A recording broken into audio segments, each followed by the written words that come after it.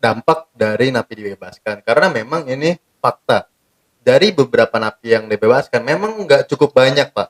Namun ada, walaupun jumlahnya kecil, tapi kan jumlah kecil ini tetap kriminal ya kriminal, tidak Ya dihitung. kalau pemerintah sudah buat hitung-hitungan begitu berarti kan masuk balik kas negara. Harusnya jelas itu gitu ya. Kecuali di lapangan nggak tahu bagaimana kriteria Iya. siapa yang dibebaskan sesuai dengan aturan ini atau enggak. Siapa yang mengawasi? Iya, saya tidak tahu video itu apakah memang di Indonesia gitu ya atau mungkin di tempat yang lain. Iya. Eh, Assalamualaikum warahmatullahi wabarakatuh. Oke, jadi masih balik lagi nih di channel Down to Earth ID. Masih bersama gue Gasan Syahil Albak dan bersama Bapak yang memang masih jiwa muda dan idealisme. Karena jarang Pak saya ngajakin misalkan dosen atau orang-orang di politik. Itu jarang mau podcast kayak gini. Karena mungkin ya apa ya? eh, kurang tertarik atau gimana gitu kan Pak. Makanya saya terima kasih banget Bapak kita udah bahas berapa jam gitu Pak, dari kemarin juga berapa topik. Sama-sama saya berusaha mendampingi Iya. kaum milenial ini. Tapi sebelumnya Pak, kita mau masuk ke topik yang napi ini nih Pak. Tapi saya sebelumnya belum pernah nanya nih Pak. Maksudnya dari kemarin itu alasannya pengen podcast sama saya apa Pak kayak gini Pak? Iya, kalau saya sih kita ingin berbagi dengan Iya. masyarakat, edukasi publik, ya. Iya. Pikiran-pikiran ini kan tidak semuanya terangkum di media massa. Kemudian saya senang karena ini kan segmennya pasti milenial. Iya. Perlulah diberikan di insert pandangan-pandangan kritis, pandangan-pandangan Iya. filosofis. Kalau saya kan ingin berbagi soal filsafat, menjawab pertanyaan dan mempertanyakan jawaban. Benar. Jadi kita membantu pemerintah, membantu masyarakat punya masalah, kita berikan jawaban, lalu kemudian jawaban itu kita pertanyakan lagi. Benar nggak? Iya. Kayak tadi soal investasi misalnya, bahwa Omnibus Law itu salah satunya untuk investasi. Lalu kita challenge investasinya, alasannya apa? Oh, alasannya karena birokrasi, maka perlu restrukturisasi atau reformasi undang-undang. Benarkah begitu? Nah, kita munculkan lagi pertanyaan. Jadi mempertanyakan jawaban dan menjawab pertanyaan. Mudah-mudahan bisa membantu kaum milenial kita terbuka pikirannya, tidak satu arah informasi yang didapat. Dan kita juga tidak ada niatan untuk menjelek-jelekan pemerintah Pak ya. Kita kan hanya apa ya? Kalau Bapak kan emang kritikus nih Pak. Kalau saya kan kritikus ala-ala Pak. Ya. Kita kan mengisi ruang publik yang kosong, benar. yang mungkin ditinggalkan orang untuk dibicarakan, gitu. Dan kita tidak punya implikasi apa-apa. Saya sama kaum milenial gini nggak punya kepentingan besar untuk melakukan apa gitu. Ini kan sekedar exercise, thought game lah. Oke Pak, jadi itu sih yang apa ya? Saya langsung gak ada di belakang itu, saya nggak nanya kayak gini kan. Jadi pengen tahu aja. Oke, jadi kita mau bahas nih Pak tentang ini kan lagi heboh juga karena ini terkait apa ya? Rasa kemanusiaan juga Pak. Ini kan kriminalitas. Dampak dari napi dibebaskan. Karena memang ini fakta. Dari beberapa napi yang dibebaskan memang nggak cukup banyak Pak. Namun ada, walaupun jumlahnya kecil, tapi kan jumlah kecil ini tetap kriminal ya kriminal, tidak dihitung kuantitas. Nah ini Bapak dari lihat napi dibebaskan ini alasannya apa Pak? Oh iya, kita coba berimajinasi pertimbangan-pertimbangan pemerintah. Yang pertama memang PBB menyerukan pada negara-negara yang terdampak COVID-19 agak dahsyat itu supaya membebaskan napi-napi, karena pertama tentu soal kemanusiaan, yang kedua dikhawatirkan menjadi epicentrum baru penyebaran COVID-19 karena harus ada yang namanya physical distancing kalau berkumpul dalam satu lapas gitu ya. Beberapa negara mengikuti arahan PBB, Amerika Serikat, Italia, kemudian Jerman, Inggris juga berencana akan membebaskan kecuali kejahatan-kejahatan yang mengancam ketahanan negara. Amerika Latin juga, di Timur Tengah termasuk Qatar membebaskan napi meskipun jumlahnya tidak banyak. Iran bahkan separuh dari total napi yang dipenjarakan. Di Asia, Filipina memperketat kunjungan ke napi. Nah di Indonesia kita sudah dengarkan rencananya 30.000 Iya. napi yang akan dibebaskan. Iya.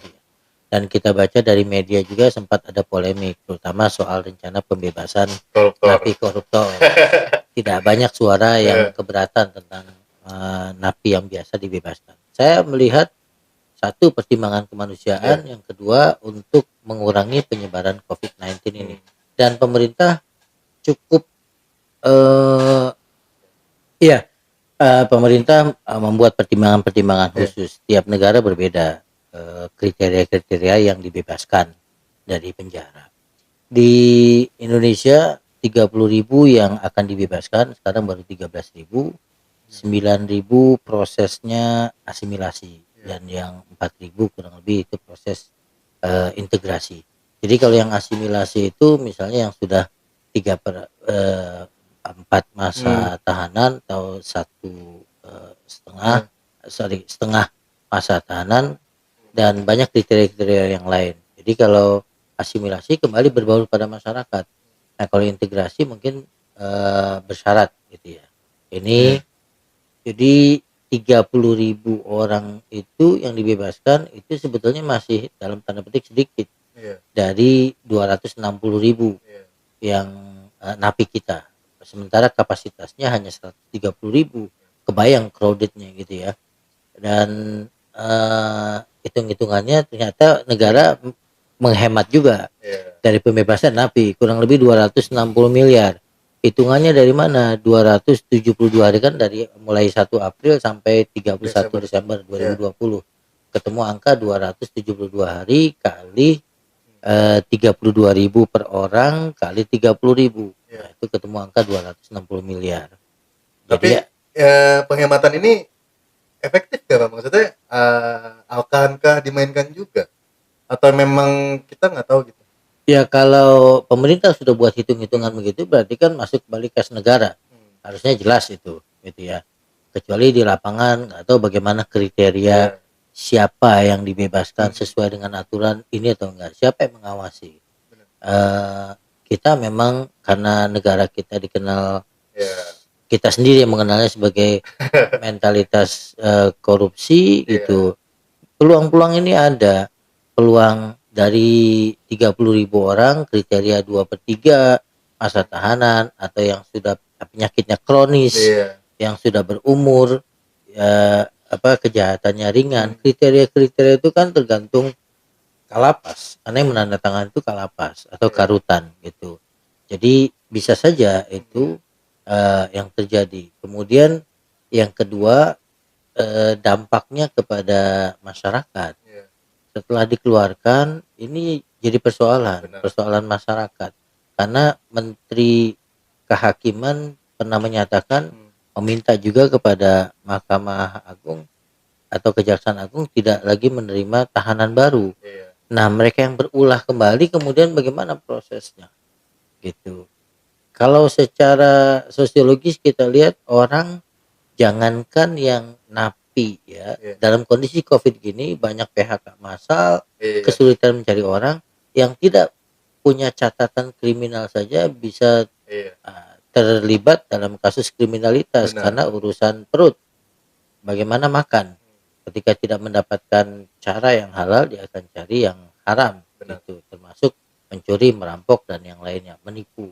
Nah, ini dengan napi yang sudah punya catatan kriminalitas, begitu keluar tidak ada pekerjaan, lalu kemudian penyakit lamanya kambuh. Apalagi kan udah berpengalaman juga Pak. Nah yang menanggung ini kan masyarakat gitu. Dan 2/3 masa tahanan itu kan nggak ada jaminan mereka sudah tobat atau sudah berkelakuan baik, hanya karena 2/3 selesai masanya bisa keluar. Dan nggak ada kontrol juga dari setelah dibebaskan ini kan Pak. Kita tidak mendapatkan informasi dari pemerintah soal mitigasi bagaimana kelanjutannya, mengantisipasi mereka yang sudah keluar dari penjara ini gitu. Sangat mungkin melakukan kriminalitas kembali. Makanya saya pikir buat masyarakat jangan keluar rumah bukan hanya karena soal COVID, tapi soal berkeliaran ini. Kalau orang bilang jangan bersuuzon Pak, kita asumsi saja. Karena memang ini fakta juga Pak. Iya, dalam kondisi beberapa di Nah, daerah udah. ketangkap gitu ya, sudah Ya, dikeluarkan ketangkap kembali oleh masyarakat. Dalam kondisi begini banyak orang lapar. iya. Ketika orang lapar solusinya Satu. ya satu Apapun gitu. didapat juga, Pak. Ya, Iya. untuk persoalan hidup gitu. Iya. Dan itu bisa jadi kamuflase bagi Hmm, mereka yang melakukan. Ketika ketangkap, saya lapar, Pak. iya. Tidak dapat apa-apa. Padahal mungkin masih bisa usaha yang Heeh, lain, tapi karena memang profesinya iya. itu dijadikan alasan kepada masyarakat. Nah, menurut Bapak kriteria apa sih, Pak, yang cocok kalau misalkan ini kan pemerintah itu apa aja kriterianya dan menurut Bapak apa yang cocok gitu? Memang tidak ada pilihan karena Hmm, eh, kapasitas lapasnya sudah tidak ideal. Jangankan ada COVID, iya, tidak ada COVID pun sudah overload. berdesakan, sudah tidak Hmm, manusiawi. Belum lagi pelayanan kesehatan, kebersihannya iya, tidak dijamin benar-benar eh, bagus gitu ya, iya, karena di lapas gitu. Kita kita dapatkan informasi bahwa di lapas ya kehidupannya seperti itulah, iya. bukan cuma soal kesehatan tapi soal bagaimana orang Hmm, malah belajar kejahatan lebih dahsyat di dalam iya. karena ada interaksi dengan orang-orang yang dianggap lebih berpengalaman soal kriminalitas. Yang kedua, dalam kondisi COVID begini, pemerintah juga terbentur dengan soal HAM. Iya. Ini hak masyarakat untuk meskipun dia pernah terlibat kriminalitas, tapi punya hak untuk dijaga Iya. nyawanya gitu. Dengan persyaratan itu tadi, saya kira udah diperketat Hmm, gitu ya. Cuma itu tadi paling himbauan pada masyarakat, resiko yang harus ditanggung. iya. Lebih baik kita mengantisipasi kondisi-kondisi seperti ini. Kalau orang mengatakan, wah ini curiga banget sama napi, eh, kita susah untuk tidak membuat Benar. asumsi begitu karena Iya. kondisinya tidak normal. Iya. Kecuali kondisi normal kita bisa oke, jangan Iya. memberikan label seumur hidup orang jahat gitu. Kondisinya dia belum Iya. habis. Kecuali gini, Pak. Ini kan PHK. Kecuali apa namanya kayak dikasih kebutuhannya, terus dikasih makan juga, dikasih apapun yang dibutuhkan. Sekarang kan banyak gitu, Pak.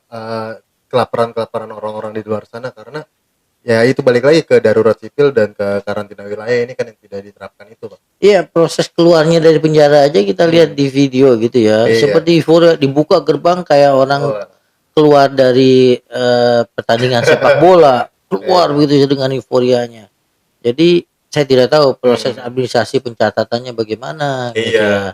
ya. Apakah cukup dipanggil bahwa Anda selesai keluar begitu saja, ada yang Iya. tidak dijemput oleh keluarganya. Tapi ini menggambarkan bahwa memang kondisinya darurat segala macam, Hmm, darurat kesehatan, darurat keamanan keselamatan. juga, keselamatan gitu. Ini Heeh, kelompok mereka ini kan bisa dimanfaatkan oleh orang-orang tertentu, entah hmm, motif politik, entah motif yang lain iya. untuk kembali melakukan tindakan kriminalitas. Nah, menurut Bapak, Pak, ini kan sebenarnya udah kelihatan sekali, Pak, dampaknya. Walaupun ya nggak ada 10 lah ya.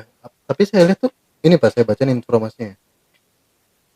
Napi yang telah dibebaskan ternyata kembali berulah. Ini ada di Singkawang, ada di Kabupaten Kuburaya, Kepolisian Resor, terus ada juga ada banyak, Pak. Terus bahkan ada videonya viral begal motor motor sadis langsung tembak kepala korban. Ini kan gimana ya, Pak? Ini kan yang kelihatan aja. Kalau yang nggak kelihatan kan pasti banyak, Pak. Iya, saya tidak tahu video itu apakah memang di Indonesia gitu Hmm, ya, atau mungkin di tempat yang lain. iya, Kadang-kadang penjahat di kita itu masih agak manusiawi, iya, tidak langsung menembak.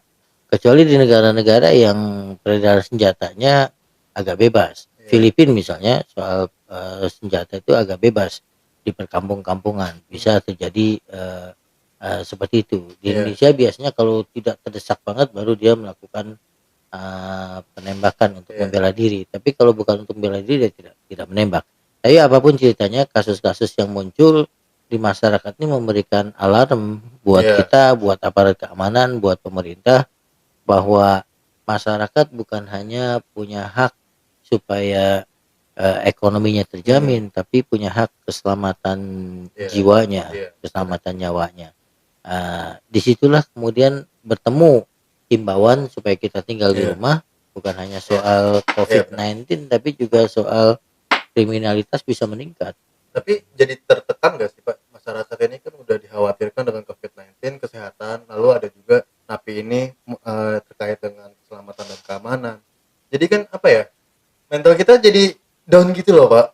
Ya, kalau bagi orang yang memang ekonominya tercukupi, dia cukup di rumah, Iya, dia lebih selamat. Gitu ya. Tapi buat orang yang ekonomi lemah harus keluar, apapun ceritanya gitu ya.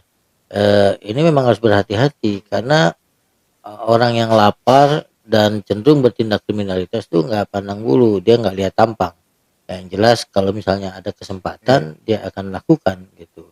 Eh, di beberapa tempat gitu ya, iya, ibu-ibu yang bawa motor bukan orang-orang parlente, bukan orang-orang yang keren, iya. itu jadi korban Bener Pak. kekerasan, korban kriminalitas Tadi pagi gitu. saya juga baca berita itu perempuan lagi jogging, baca nggak Pak?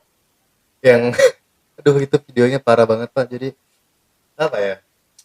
Kalau menurut Bapak nih Pak, langkah yang tepat Pak untuk himbauan masyarakat apa sih Pak? Saya kira itu pertama secara individual Hmm, gitu ya, memang stay at home untuk yang punya kemampuan. iya, Yang kedua untuk orang yang harus keluar mencari nafkah memang harus alert, harus ready. benar-benar hati-hati gitu ya. Yang ketiga menghindari menggunakan aksesoris berlebihan Iya, dan tentulah secara teknis misalnya bagaimana membawa tas sebagai hmm, dompet tidak kelihatan vulgar. Dan untuk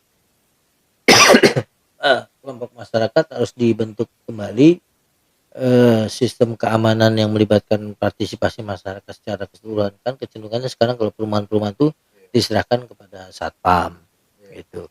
Eh, Sudah saatnya juga kita membentuk hmm, silaturahmi dengan tetangga dengan iya, yang lain gitu. Informasi ini diperkuat. benar. Beberapa perumahan memang agak ketat karena Hmm. soal penyebaran COVID, tapi itu juga efektif untuk mencegah kriminalitas menyebar ataupun masuk ke wilayah mereka.